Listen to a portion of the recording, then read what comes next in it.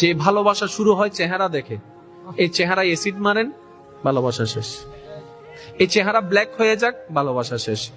যে কথা শুনে আপনি ভালো প্রেমে পড়েছেন, সেই কথার মধ্যে রস কমে গিয়েছে, ভালোবাসা শেষ। আমার অনেক ভাই বোনের একটা প্রশ্ন করে, নিজে নিজে একটু ভাবে যে আগে ভালোবাসাটা এমন ছিল, কেউ কারোর সাথে কথা না বলে ছাড়া থাকতে পারতাম না, রাতের পর রাত কথা বলতাম, কিরে সময়ের তালে তালে এমন হচ্ছে কেন? আমি শুধু এতটুকু বলবো ভাই, এতটুকু বলবো বোন, আমরা মানুষ, আমাদের কিছু চাহিদার লিমিট আছে।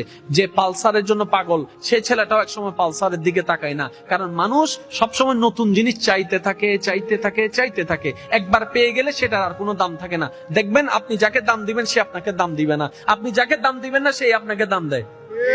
এটা হচ্ছে দুনিয়ার থিওরি, এটা আপনাকে বুঝতে হবে।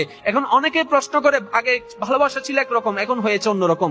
আপনি আপনার ভিতরে যে নিয়ামত আছে, বিপরীতের কাছে যে নিয়ামত আছে, সেটা যদি সময়ের আগে বেশি পেয়ে যান, এই আকর্ষণ